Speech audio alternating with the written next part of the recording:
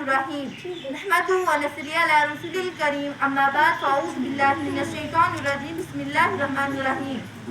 محترم صدر مدرس، اساتذہ کرام، معزز سامعین کرام اور میری عزیز ساتھیو، السلام علیکم ورحمۃ اللہ وبرکاتہ۔ آج میری تقریر کا عنوان حضرت یوسف علیہ السلام کا واقعہ ہے۔ حضرت یعقوب بن اسحاق بن ابراہیم علیہ السلام کے 12 بیٹے تھے، جن کے نام یہ ہیں: پہلے کا یہودا، دوسرے کا نام ربیس، تیسرے کا نام شمون، چوتھے کا نام لاوی، پانچویں کا نام زبیلون، چھٹویں کا نام لسجر، ساتویں کا نام دان، آٹھویں کا نام نفتائی، نویں کا نام جاد، دسویں کا نام عاشر، 11ویں کا نام یوسف اور 12ویں کا نام بنیامین علیہ السلام تھے۔ حضرت بنیامین حضرت یوسف علیہ السلام کے حقیقی بھائی تھے، باقی دوسری ماؤں سے تھے۔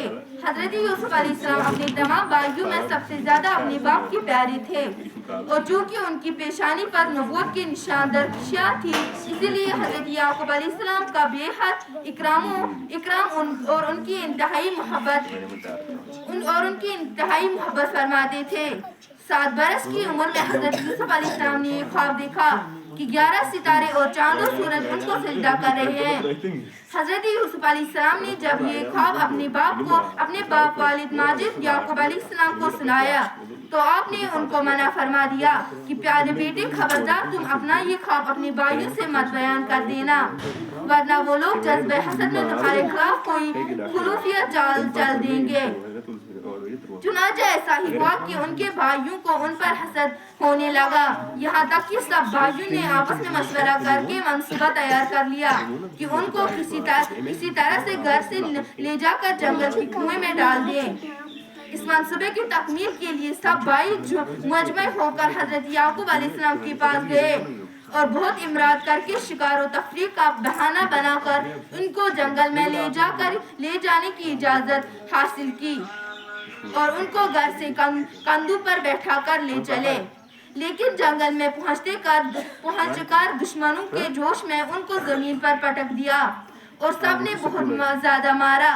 پھر ان کا کرتا اتار کر اور ہاتھ پاؤں باندھے کر ایک گہرے اور اندھیرے کنویں میں گرا دیا، لیکن فوراً ہی حضرت جبریل علیہ السلام نے کنویں میں تشریف لا کر ان کو غرق ہونے سے اس طرح بچا لیا کہ ان کو ایک پتھر پر بیٹھا دیا جو اس کنویں میں تھا، اور ہاتھ پاؤں کھول کر تسلی دیتے ہوئے ان کا خوف اس دور کر دیا۔ اور گھر سے چلتے وقت حضرت یعقوب علیہ السلام نے حضرت یوسف علیہ السلام کا جو کرتا تعویذ بنا کر آپ کے گلے میں ڈال دیا تھا وہ نکال کر ان کو پہنا دیا، جس سے اس اندھیرے کنویں میں روشنی ہوئی۔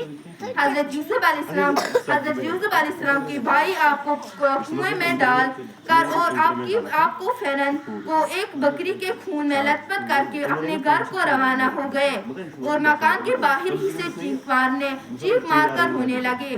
حضرت یعقوب علیہ السلام گھبرا کر گھر سے باہر نکلے اور رونے کا سبب پوچھا، تم لوگ کیوں رو رہے ہو؟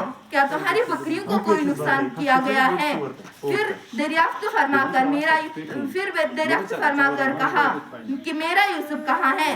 میں اس کو نہیں دیکھ رہا ہوں۔